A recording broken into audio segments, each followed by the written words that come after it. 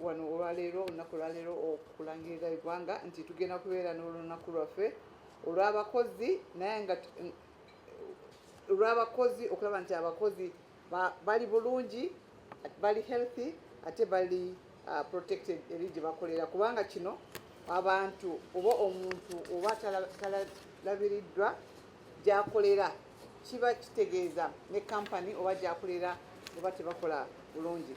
Olunaku lujja kubeera nga 28 guno omwezi gwennyini guno mwaka tugenda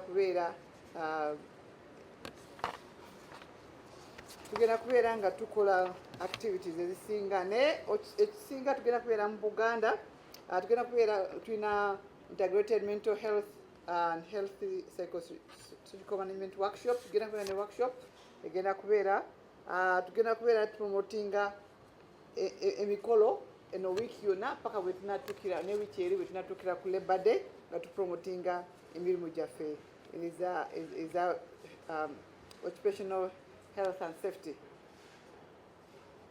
Abakozi mukole nga mumanyi nti tulina kye bayita mental health tusiikinge support eri organization bw'oba ofunyeyo obuzibu bwonna bwonna tosigala ng'osirikiridde n'ebizibu byo oba ogende mu ddwaliro ofune support ng'ofunyeyo.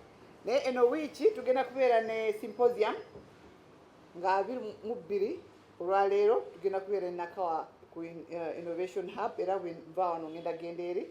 Tugenda kubeera ne sanitation drive Enjeru Nile Market nga 24 guno omwezi gwennyini era ne Oshuran egenda kubeera ne Kampala ne offices zaffe. Naye olunaku lwa occupational health and safety egenda kubeera Mawagali SS Mbiko, that is in Bwiko district nga Lwakubiri 28. Era njagala kutegeeza eggwanga nti gino emikolo gigenda kubeera gigenda mu maaso ne ministry ey'agenda.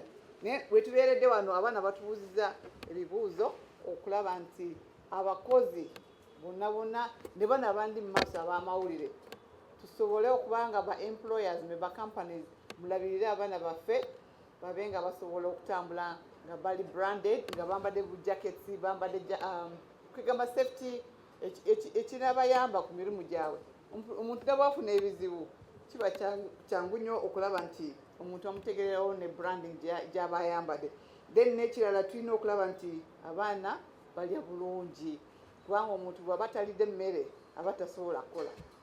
So oba oyagala emirimu gyo gigende mu maaso gwe nga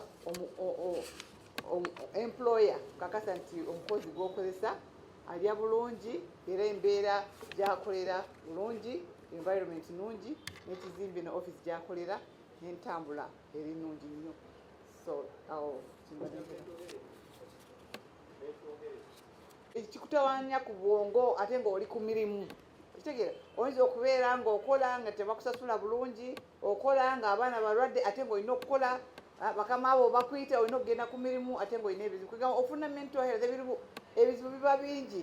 Oyinza okuba ng'okola ate nga nawe kenyini teweewulira bulungi nga naye nga baagala okole kwegamba ebintu bingi nnyo ebituluganya abantu ku mirimu gyabwe. So twagala kulaba nti buli organization nga ffe era twagiteeka mu act yaffe ku bill yaffe okulaba nti buli organization erinayo program mu organizations abaana gye bakolera eya mental health okubanga ne counseling mufuneyo omuntu asobola okuba nga counselinga abantu ku mirimu. Ekyo nakirabye ku organizations ezimu nakirabye ku organizations endala naye ezisinga nnyo nnyo mu Uganda tutuziina. Twalabye ku mawulire abeebutabika bagambye nti mental health yeyongeddeyo era bagambye nti nga emyaka 2050 2040 enamba zigenda kweyongerayo. So tutandikirewo kati nga ffe bannayuganda abakozi baffe nga tubalabirira nnyo okulaba nti ebizibu bya mental health bwe bagenda okufuna osobola nakuteebereza osobola kutulaba omuntu alina mental health omuntu agenda n'asirika ate nga abadde ayogera omuntu agenda n'ajjako essimu ate nga abadde nga ku ssimu omuntu abeera awo kwegamba abeera isolation natandika kwetuuza yekka ate ng'abadde muntu w'abantu osobola naawe kutegeera omuntu abatandise okufuna mental health. Tolinda muntu kugwa ddalu. Mental health kigamba nti omuntu aba agudde eddalu nedda. Mental health oyinza okulaba omuntu ng'atambula olowooza mulamu naye nga obwongo bwo bwatabuka dda ate nga tali butabika. So tukalagane wamu nga gavumenti tulabe nti buli organization erinayo mental health programs abaana gye bakolera ne safety issues awali ne counseling. Thank you. Twetegeka kugenda kukola physical health mu ministry yaffe. So nsaba nnyo nalakirabye nga n'aba OPM babadde bakikoze. Nsaba nnyo ministries, MDAs, bonna organizations, factories mufuneyo olunaku olumu abaana abakozi babeere nga basobola okukola exercise, mental health ne counseling. Mbeere ne sessions ezo buli organization. Tukimanyi bulungi nnyo nti ensonga egenda kubeera nsonga nnene nnyo era kijja ku affectinga emirimu gyaffe kya affectinge n'abaana baffe kubanga bw'obeera unproductive ng'omuzadde n'abaana mu maka baba tebasobola okuba nga bagenda ku ssomero baba tebasobola ina long effect. So nga Ministry of Gender ffe twatandika dda okukola exercises buli Lwakutaano ffenna nammwe ab'amawulire mutandika okulaba mukolera wamu mukola exercises. Then measures fenga Ministry of Gender tukola inspections tutambula era nange mbadde ntambulanga n'abantu aba Oshbano department.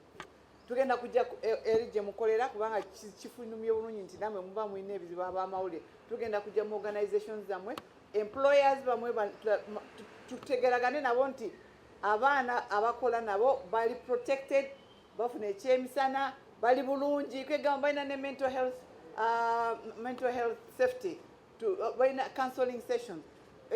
Kitwogera wano n'okulaba nti mwatandika okuba nga mukola exercises.